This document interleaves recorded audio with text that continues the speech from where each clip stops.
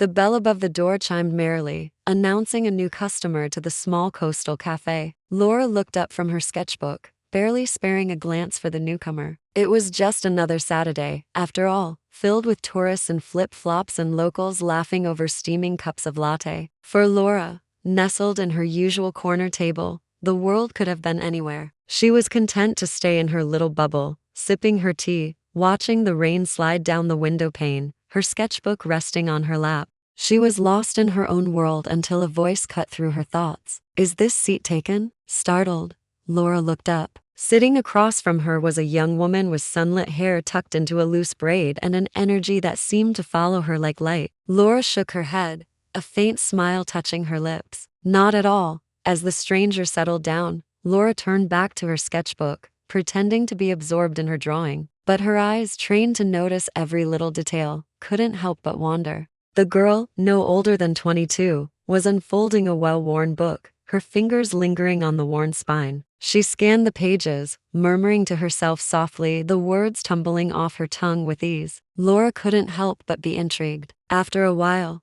the girl looked up, her eyes searching the room. Spotting Laura's sketchbook, she hesitated, then asked, "You draw?" Laura followed her gaze to her sketchbook, then back to the girl. "Mostly landscapes," she replied. Just then, a gust of wind rattled the window panes, sending the girl's bookmark fluttering to the floor. Without thinking, Laura reached out and picked it up. Their fingers brushed for a moment, sending a jolt of warmth through her. The girl's cheeks flushed slightly, but she didn't pull away. "Thank you," she said, a soft smile gracing her lips. "It's Sarah," she added, extending a hand. Laura met her gaze, returning the smile. Laura. Over the next few days, Laura found herself anticipating the chime of the cafe door. She'd seen Sarah around town, sketching in parks or browsing books at the local bookstore, but never had she dared to approach Laura in this place where anonymity was a comforting blanket. Yet here was Sarah, sitting across from her, her laughter echoing in the cozy confines of the cafe, and she was captivating. One rainy Saturday, Laura watched as Sarah traced patterns on the tabletop with her finger.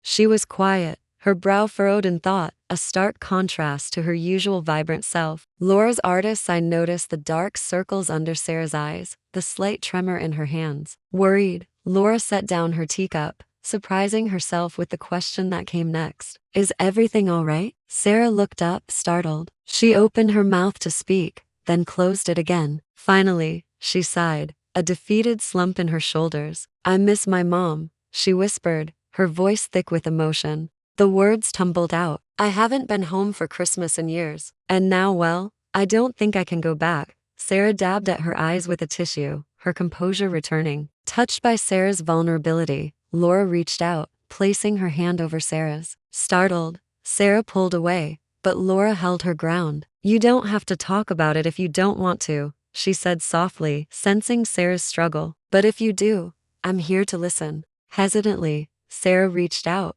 her fingers intertwining with Laura's. She took a deep breath. "My dad left when I was a baby. My mom and we were really close. But I guess I grew up resenting her for not protecting me from his side of the family. I pushed her away, told her I didn't need her. Then I got scholarships to college. I moved out and I never went back. Now," she trailed off, her voice catching, "now he's sick and she's worried. But I don't know if I can face everyone again." The questions, the pitying looks. Tears welled up in her eyes. "I don't want to feel like a charity case. I don't want to feel weak." Laura squeezed Sarah's hand understandingly. She knew about carrying burdens that felt too heavy to share. "You're not a charity case," she said firmly. "And you're not weak for wanting your mother to be happy. Your feelings are valid. But maybe," she ventured, "maybe by pushing away the pain, you're also pushing away the chance to heal. To grow." Sometimes facing our pain is the bravest thing we can do because it allows us to heal and become stronger.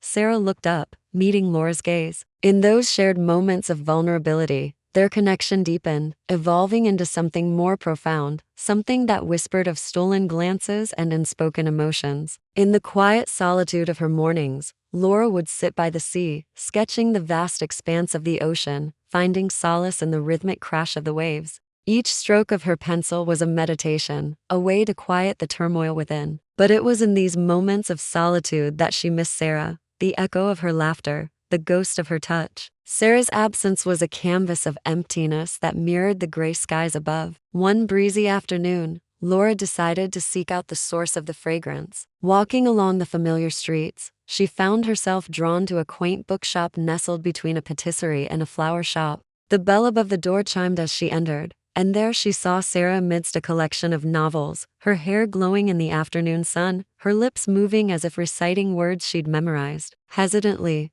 Laura approached, clearing her throat to announce her presence. Startled, Sarah turned, her eyes widening in surprise. "Laura," she exclaimed, a blush creeping up her neck. For weeks, Laura had wrestled with her emotions, unsure of how to bridge the gap between their worlds separated not just by age, but by the unspoken rules of society. She'd watched Sarah from afar, content to admire her from a distance, afraid to disrupt the delicate balance of their friendship. But today, something shifted. A change brought on by a shared glance, a lingering touch, a moment of quiet understanding. It was as if the walls around their hearts had crumbled, revealing the raw emotions within. Later that evening, as the sky blazed with hues of orange and purple, they sat on a park bench overlooking a pond. The air was thick with the scent of blooming wisteria, a fitting backdrop for the emotions swirling between them. Laura took a deep breath, her gaze fixed on the rippling water. "Sarah," she began, her voice surprisingly steady, "there's something I need to tell you." Sarah turned to her, her eyes searching Laura's face. "What is it, Laura?" With a deep breath, Laura reached out, her fingers finding Sarah's. Sarah didn't pull away. Instead, she squeezed Laura's hand, her thumb tracing gentle circles. And in that gesture, Laura found her courage. Looking into Sarah's eyes, she poured out the emotions that had been swirling within her, confessing her feelings, revealing the depth of her affection. Words tumbled out, clumsy and heartfelt. "I never thought I could feel this way again," she admitted, her voice catching slightly. "Not after." She trailed off, unable to voice the pain of her past. Sarah's response was immediate and genuine. She leaned forward, her forehead resting on Laura's shoulder. "I feel it too," she whispered, her voice thick with emotion. She paused, pulling away to meet Laura's gaze. "I didn't think it was okay to feel this way, to want this." Her eyes were filled with unshed tears, mirroring the vulnerability that mirrored her own. As the days passed, their love deepened, nurtured by shared smiles, quiet touches, and stolen kisses. In the rain, they explored hidden coves and cliff-top trails, their laughter echoing in the vast expanse of the coast. Each shared moment was a brushstroke on the canvas of their love story, painting a picture of connection that transcended the boundaries of age and societal norms.